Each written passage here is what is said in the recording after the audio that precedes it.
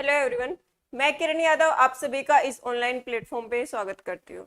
आज की क्लास में हम जो प्रजनन तंत्र है उसी का दूसरा हिस्सा जो लैंगिक प्रजनन तंत्र है उसके बारे में पढ़ेंगे। प्रजनन तंत्र क्या होता है, प्रजनन प्रक्रिया क्या होती है, कितनी श्रेणियों में विभाजित किया गया और अलैंगिक प्रजनन क्या होता है वो हम लास्ट क्लास में डिस्कस कर चुके हैं। जो अपनी लास्ट क्लास हुई थी उसमें हमने अलैंगिक की पूरी डिटेल्स हमने पढ़ ली थी विद एग्जांपल्स कि कौन से जंतु के अंदर या कौन से पादप में किस प्रकार की अलैंगिक प्रजनन प्रक्रिया पाई जाती है, वो लास्ट क्लास में हम डिस्कस कर चुके हैं।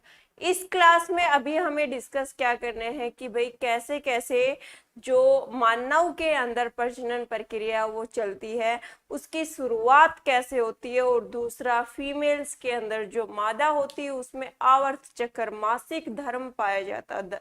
जब 11 से 13 की जब यौवन प्रारंभ होता है उस उम्र में शुरुआत होती है उसकी, तो उसके बारे में हमें पढ़ना है कि जो मानव है उसके अंदर कैसे कैसे लैंगिक प्रजनन होते हैं, कौन कौन से बदलाव आते हैं यौवन प्रारंभ होने के बाद, वो सारी चीजें आज की क्लास में हम डिस्कस करेंगे। तो स्टार्ट करते हैं। सबसे पहले कि भाई लैंगिक प्रजनन होता क्या है। जो लैंगिक प्रजनन है वो होता क्या है, ये चीज हमें यहाँ पर बतानी कि लैंगिक प्रजनन होगा क्या। लैंगिक प्रजनन क्या होता है, नर और मादा दोनों के बीच कौन सी प्रक्रिया होती है, निषेचन प्रक्रिया होती है, उनमें संलयन होता है, निषेचन प्रक्रिया होती है और उसके बाद युग्मक का निर्माण होता है। मेल और फीमेल के अंदर फ्यूजन होगा और जायगोट फॉर्मेशन यहाँ पर होती है। नर और मादा में निषेचन प्रक्रिया होगी और युग्मनज का निर्माण यहाँ पर होता है। उस प्रक्रिया को हम क्या बोलते हैं, लैंगिक प्रजनन प्रक्रिया उसको बोला जाता है। किस किस में पाई जाएगी ये प्रक्रिया, जितने भी बहुकोशिकीय जीव हैं उनके अंदर लैंगिक प्रजनन प्रक्रिया ये पाई जाती है। अब हमें देखना है कि मानव के अंदर कैसे कैसे होते हैं। तो देखो, मानव के अंदर अगर हम बात करें, मानव के अंदर बात करें तो जो अंडाणु है वो कहाँ से आता है, अंडाणु है वो कहाँ से आएगा, जो मदर होती है उससे, जो फीमेल होती है वहां से क्या आएगा, अंडाणु आएगा, और फादर से क्या आएगा, जो शुक्राणु होता है वो आता है। दोनों से आ गए, एक से अंडाणु आ गया, एक से शुक्राणु आ गया। नर और मादा से हर एक में यही होगा कि नर से क्या आएगा, शुक्राणु आएगा, और मादा से क्या आएगा, अंडाणु है वो आता है। दोनों के बीच क्या होगा, फर्टिलाइजेशन मतलब निषेचन प्रक्रिया होगी, निषेचन प्रक्रिया, दोनों के बीच में निषेचन प्रक्रिया होगी और किसका निर्माण हो जाता है, जो युग्मनज होता है उसका निर्माण यहाँ पे हो जाता है। मानव के अंदर जो लैंगिक प्रजनन प्रक्रिया होगी उसमें क्या होगा कि नर से आएगा शुक्राणु और मादा से आएगा अंडाणु। दोनों में निषेचन प्रक्रिया होगी और किसका निर्माण होगा, युग्मनज का निर्माण होगा। हमें एक बात पता है कि मानव के अंदर कितने गुणसूत्र पाए जाते हैं, तो मानव के अंदर 46 गुणसूत्र पाए जाते हैं और अगर जोड़े पूछे तो 23 जोड़े गुणसूत्र के पाए जाते हैं।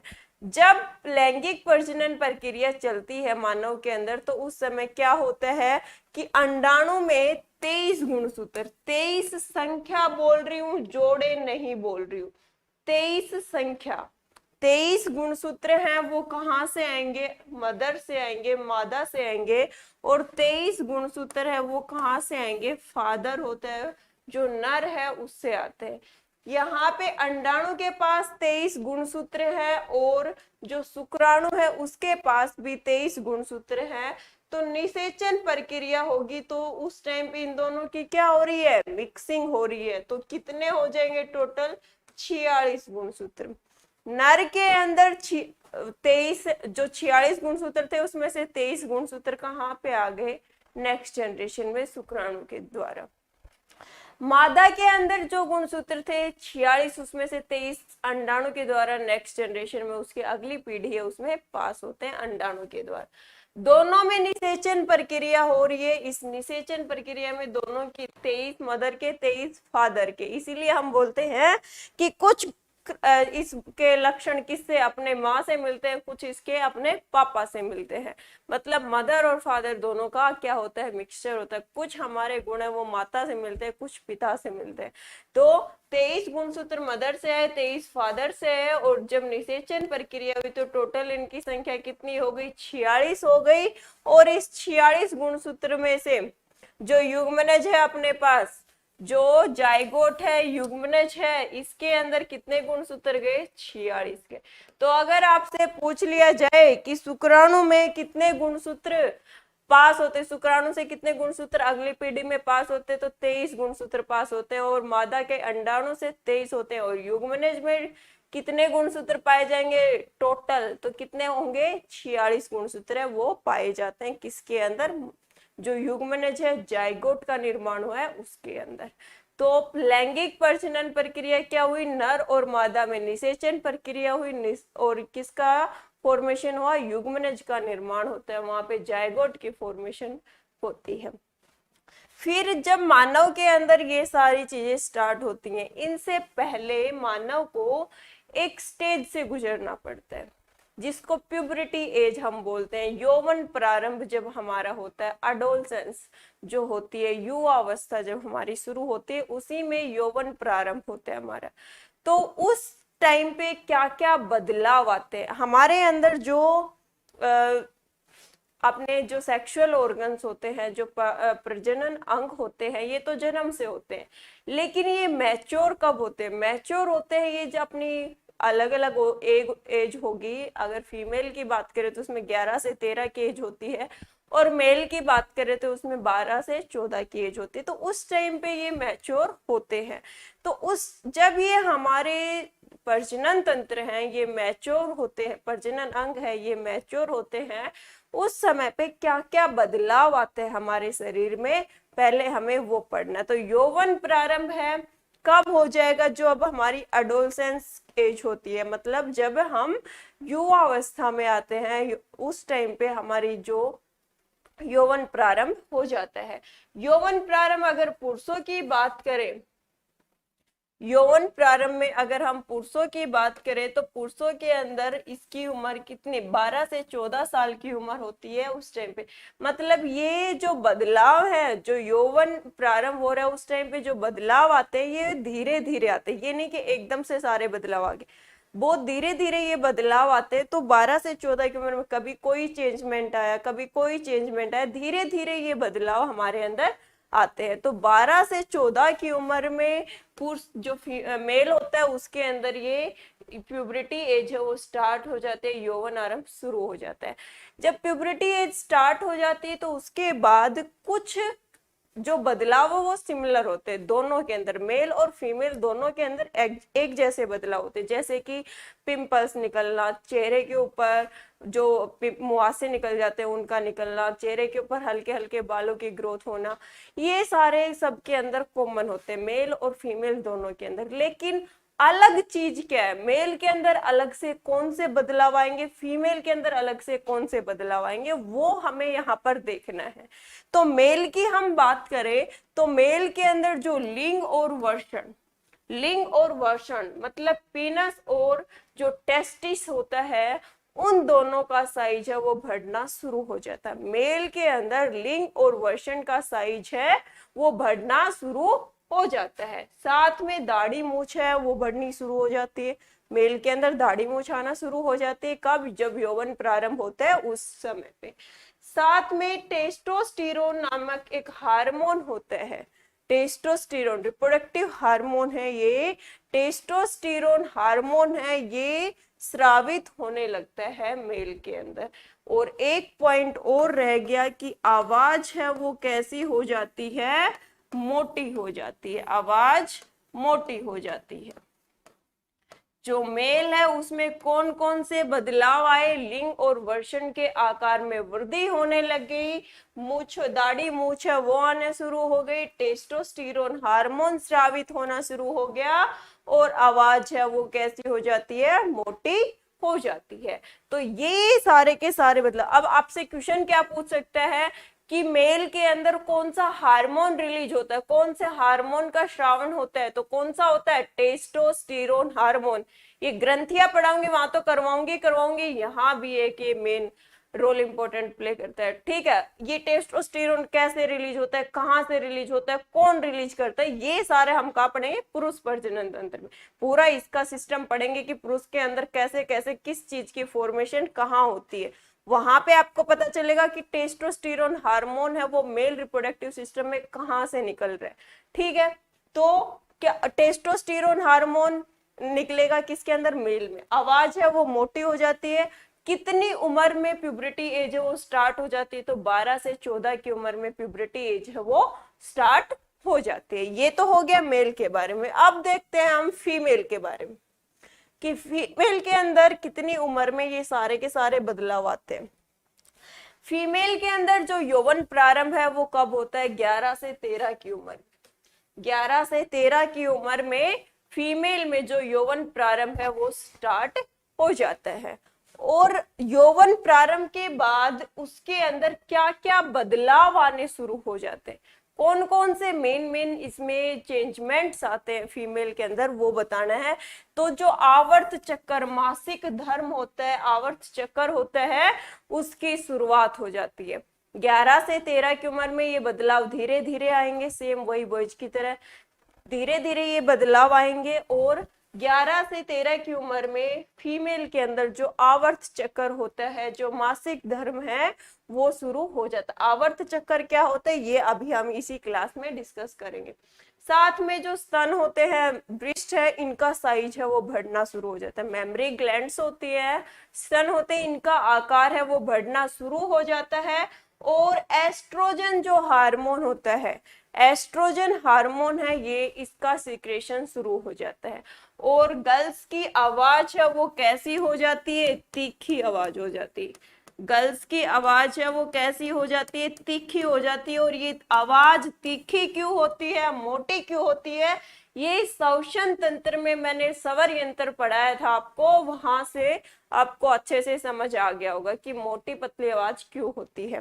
तो यौवन अवस्था के बाद क्या क्या परिवर्तन आएंगे, क्या क्या बदलाव आएंगे एक महिला में, एक लड़की में, तो मासिक धर्म शुरू हो जाएगा, स्तन का आकार बढ़ने लगता है, एस्ट्रोजन हार्मोन है उसका स्राव शुरू हो जाता है। और आवाज है वो कैसी हो जाएगी, पतली हो जाएगी और तीखी आवाज है वो हो जाती है। ये हो गए कि यौवन प्रारंभ होने के बाद फीमेल में क्या क्या बदलाव आए।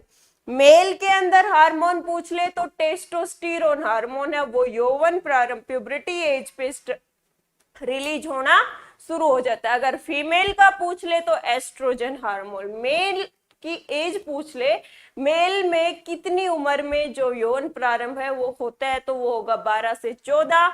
फीमेल में पूछ ले तो क्या होगा, फीमेल के अंदर होगी 11 से 13। अब हमें पढ़ना है फीमेल में जो आवर्त चक्र की शुरुआत होती है 11 से 13 की उम्र में, उसके बारे में कि आवर्त चक्र होता क्या है, क्या प्रोसेस चलता है इसके अंदर, वो हमें यहाँ पर पढ़ना है। तो देखो, आवर्त चक्र है, क्या होगा, फीमेल है उसके अंदर क्या होता है कि भाई 2 अंडाशय पाए जाते हैं। फीमेल है उसके अंदर 2 अंडाशय पाए जाते हैं। दोनों अंडाशय है, दोनों के अंदर क्या बनता है, एक एक अंडाणु है वो परिपक्व होता है। अंडाणु है ये जन्म से होते हैं, फीमेल के अंदर अंडाणु है ये जन्म से होते हैं। सिर्फ यौवन प्रारंभ होने के बाद वो क्या होने शुरू हो जाते हैं, परिपक्व होने शुरू हो जाते हैं, मैच्योर होने शुरू हो जाते हैं। तो जब यौवन प्रारंभ हो जाता है तो हर मंथ 28 से 29 दिन का टाइम में लेके चलते हैं, तो हर 28 से 29 दिन में एक अंडाशय एक अंडाणु को परिपक्व करके कहाँ पे भेजता है, जो गर्भाशय, जो अंडा वाहिनी होती है इसके अंदर भेजता है, और फिर वो कहाँ पे आता है, गर्भाशय में आता है। तो देखो क्या प्रोसेस होती है पूरी की पूरी। एक अंडाणु उसने परिपक्व कर दिया, वो उसको कहाँ पे भेजेगा, उसने भेज दिया अंडा वाहिनी में, जो फैलोपियन ट्यूब है, जो अंडा वाहिनी है इसके अंदर उसने भेज दिया ये। अब यहाँ पर क्या होगा, अंडा वाहिनी में क्या होगा, अगर इसको यहाँ पे स्पर्म मिल जाता है, अगर इसको यहाँ पे शुक्राणु मिल जाता है तो क्या हो जाएगा, फ्यूजन हो जाएगा। और आगे की प्रोसेस पढ़ेंगे कि भाई कैसे कैसे बेबी की ग्रोथ होती है, वो बाद में पढ़ेंगे। लेकिन जब अंडाणु को शुक्राणु नहीं मिलता है अंडा वाहिनी में, तो ये क्या हो गया, इसने यहां से तो निकाल दिया, यहां से तो निकाल दिया यार, अब ये चीज यहाँ पे आ गई। अब ये चीज यहाँ पे इसके किसी काम की नहीं, ये चीज यहाँ पर इसके किसी भी काम की नहीं होती है। अंडाणु है जो अंडा वाहिनी में आ गया, वो किस तरह एक अपशिष्ट पदार्थ की तरह वहां पे काम करता है, और अंडा वाहिनी को इसको उत्सर्जित करना ही करना होता है। जो फीमेल रिप्रोडक्टिव सिस्टम है इसको बाहर निकालना ही निकालना होता है। तो क्या करेगी अंडा वाहिनी, इसको कहाँ पहुंचा देगी, गर्भाशय में, कुछ समय के लिए गर्भाशय में रुकेगा और फिर उसके बाद ये बाहर रिलीज कर दिया जाता है। जो आवर्त चक्र है इसकी अवधि है वो कितने टाइम की रहती है, 28 से 29। हर 28 से 29 दिन में ये प्रक्रिया है ये फीमेल्स में रिपीट होती है। हर 28 से 29 दिन में ये प्रक्रिया रिपीट होती है। और इसकी शुरुआत किससे होती है, रक्तस्राव से, ब्लीडिंग से इसकी शुरुआत होती है। देखो जब एग यहाँ पे पहुंच जाता है, अंडाणु यहाँ पे पहुंच गया, तो उसका काम क्या है, अब या तो निषेचन करेगा, निषेचन नहीं करेगा तो वो क्या होगा, बाहर निकालना है। एक तो अंडाणु तो बाहर निकल ही निकल रहा है, अंडाणु जो था वो तो बाहर निकल ही निकल रहा है, साथ में जो हमारा गर्भाशय है, जो गर्भाशय होते हैं, यूट्रस होता है, उसके अंदर भी मांसपेशियों की लेयर बन जाती है जिसको एंडोमेट्रियम वाल कहा जाता है। मांसपेशियों की लेयर बन जाती है जिसको एंडोमेट्रियम वाल कहा जाता है। ये लेयर, ये जो परत बन जाती है, ये भी टूटती है जब ब्लीडिंग होती है। जब पीरियड्स का टाइम होता है 3 से 5 दिन का, उसमें एग तो बाहर निकल ही निकल रहा है, साथ में जो गर्भाशय है उसके अंदर मांसपेशियों की एक परत बनी होती है, वो परत भी टूटकर बाहर निकलती है। और इसी वजह से जो स्टमक क्रैम्प्स है वो आते, जो पेन होता है वो उसी की वजह से होता है। अब ये 28 से 29 दिन में भी कब क्या चीज होती है, कब अंडाणु अंडा वाहिनी में आया, कब वो फर्टिलाइज हो सकता है, मतलब प्रेगनेंसी के चांस है, कब वो बाहर निकलता है, इसका 1 बाय 1 स्टेप हमें अब देखना है। देखो अपने पास ये प्रोसेस स्टार्ट कहां से होती है, प्रोसेस स्टार्ट होती है अपनी ब्लीडिंग फेज से। मतलब जब वहां पर जो मेंस्ट्रुअल फेज होता है, मतलब पीरियड्स के टाइम ब्लीडिंग हो रही है, खून निकल रहा है, उस टाइम से। तो जो ब्लीडिंग फेज होता है इसमें क्या होता है, एक तो जो अपना अंडाणु है वो बाहर निकलेगा, साथ में जो ये लेयर है, साथ में जो ये लेयर है एंडोमेट्रियम वाल की, गर्भाशय की एक परत है, वो टूट के बाहर आती है। ठीक है, देखो हुआ कैसे ये पूरा का पूरा प्रोसेस। हमारी जो ओवरी है इसने क्या किया, जो अंडाशय इसने एक ओवा था, एक अंडाणु था, उसको परिपक्व किया और कहाँ भेज दिया, इसको भेज दिया कहाँ पे, जो अंडा वाहिनी होती है उसके पास में। अंडा वाहिनी में उसको स्पर्म नहीं मिला, स्पर्म नहीं मिला तो वो क्या करेगा, वो अपशिष्ट पदार्थ हो गया, अब उसको शरीर से बाहर निकालना जरूरी हो जाता है। अगर वो शरीर से बाहर नहीं निकलता तो कैंसर के चांसेस बढ़ जाते हैं, तो इसको बाहर निकालना जरूरी हो जाता है। ये इसको कहाँ पे पहुंचाएगी, गर्भाशय के अंदर पहुंचाएगी और फिर गर्भाशय के थ्रू इसको बाहर निकाल दिया जाता है। अलग अलग फेज होते हैं, 3 से 5 दिन का जो टाइमिंग होता है अपना, देखो इधर आपको अच्छे से समझ आएगा। ये पूरा का पूरा चक्कर बना रखा है आपने 28 दिन का, कि 28 दिन में कब क्या होता है। तो 28 दिन में 1 से 5 दिन का जो टाइम पीरियड होता है, जो आवर्त चक्र के पहले दिन से 5वें दिन का जो 28 दिन का टाइमिंग था, उसमें पहले और 5वें दिन, पहले से लेकर 5वें दिन का टाइम पीरियड होता है, उसमें क्या होती है, ब्लीडिंग होती है, खून बहता है। मतलब जो अंडाणु था वो बाहर निकल रहा है, साथ में जो गर्भाशय की परत बनी हुई थी वो भी कहाँ निकल रही है, बाहर निकल रही है टूट टूट के। ठीक है, अब 6 से 11 दिन का जो टाइम होगा, 6 से 11 दिन का जो टाइम, उस 28 में से छठवां दिन है, उससे लेकर 11वें दिन क्या करेगा। अब एक बार तो उसने अंडाणु तैयार करके भेज दिया था, अब उसको दोबारा से अंडाणु तैयार करना है। एक बार तैयार किया वो तो बाहर निकाल दिया, वो तो ब्लड और उसके फॉर्म में उसको बाहर निकाल दिया, योनि के द्वारा उसको बाहर निकाल दिया जाता है। फिर से क्या करेगा, अंडाशय खुद को तैयार करेगा दूसरा अंडाणु परिपक्व करने के लिए।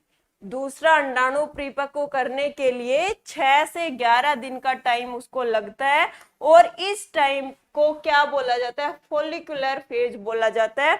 और इसमें एक हार्मोन निकलता है FSH, एक हार्मोन निकलेगा FSH, क्या बोला जाता है, follicle stimulating hormone, follicle stimulating hormone. ये हार्मोन है, ये निकलता है 6 से 11 दिन में। अब 11 से लेके 16 दिन का जो टाइम होता है, 11 से लेकर 16 दिन का जो टाइम होता है, ये सबसे ज्यादा फर्टाइल टाइम होता है। क्या हो गया, अंडाणु है वो परिपक्व हो गया 11वें दिन तक। ठीक है, अंडाणु अंडाशय में परिपक्व हो चुका 11वें दिन तक। 11वें दिन पे ये कहां पे पहुंच जाएगा, जो अंडा वाहिनी है उसके पास, जो अंडा वाहिनी है इसके पास में ये यहाँ पे पहुंच जाता है। और 11 से जो 16 दिन का टाइम, 5 दिन का जो पीरियड रहेगा, 12, 13, 14, 15, 16, ये 5 दिन का पीरियड है। 5 दिन तक जो अंडाणु है वो कहाँ पे रहेगा, अंडा वाहिनी में। उस 5 दिन के अंतर्गत, उस 5 दिन के अंतर्गत अगर अंडाणु को शुक्राणु मिल जाता है, उस 5 दिन के अंतर्गत अंडाणु को शुक्राणु मिल जाता है, तो उन दोनों के बीच निषेचन होगा और फिर प्रेगनेंसी के चांस रहते हैं। जो फर्टाइल फेज होता है इसके अंदर ये 5 दिन का टाइम पीरियड ऐसा होता है कि 5 दिन तक अंडाणु कहाँ पर रुक रहा है, अंडा वाहिनी में रुक रहा है। और इस 5 दिन में अगर अंडाणु को शुक्राणु मिल जाता है तो उनके बीच फर्टिलाइजेशन होगा, जाइगोट फॉर्मेशन होगी और प्रेगनेंसी स्टे करेगी, उसमें जो फीमेल है वो प्रेग्नेंट होगी। ये 5 दिन का टाइम है वो ही रहेगा।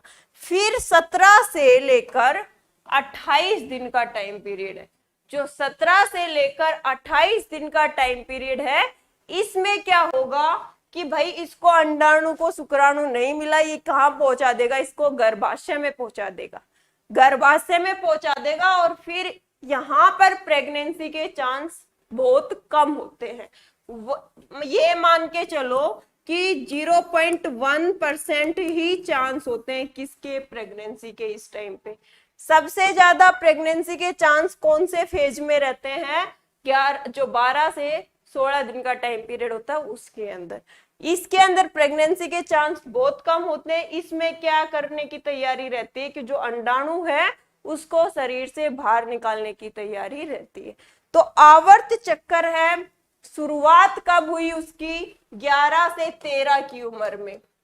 11 से 13 की उम्र होती है जब एक फीमेल की, तब उसमें आवर्त चक्कर शुरू हो जाता है। 28 से 29 दिन की इसकी अवधि मानी जाती है। और इस 28 से 29 दिन को भी विभाजित कर दिया गया कि 3 से 5 दिन रक्त स्राव होगा, 6 से 11 दिन अंडाशय दोबारा से खुद को तैयार करेगा, 12 से 16 दिन में अंडाणु है वो अंडा वाहिनी में रहेगा, और 17 से 28 दिन का टाइम है उसमें अंडाणु गर्भाशय में आ जाएगा और उस अपशिष्ट पदार्थ के रूप में उसको बाहर निकालने की तैयारी की जाती है। तो ये हो गया पूरा का पूरा अपना आवर्त चक्कर कि किस टाइम क्या फेज है वो चलता है इसके अंदर। अब हमें पढ़ना है इसके मेन बेसिक पॉइंट है वो क्या क्या दे रखे है। वैसे मैंने सारी चीजें आपको बता दी, फिर भी एक बार देख लेते हैं कि क्या क्या मेन पॉइंट है इसके। देखो 11 से 13 की उम्र में क्या हो रहा है,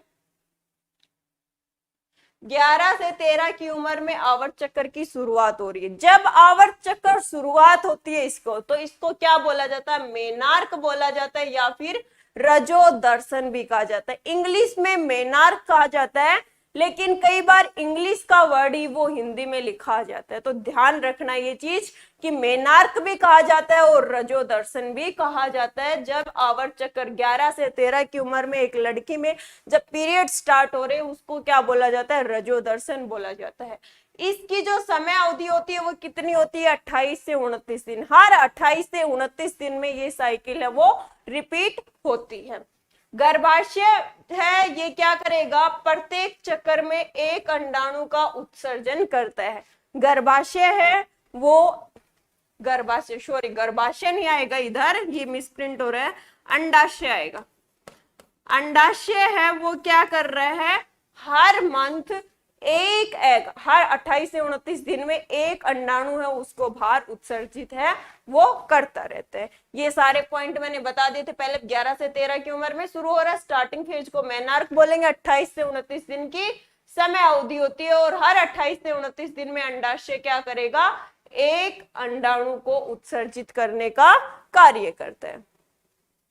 फिर बात करते हैं कि जो मासिक धर्म है इसकी शुरुआत कौन से फेज से होती है, रक्तस्राव से होती है। और रक्तस्राव का टाइम पीरियड कितना था, 3 से 5 दिन था।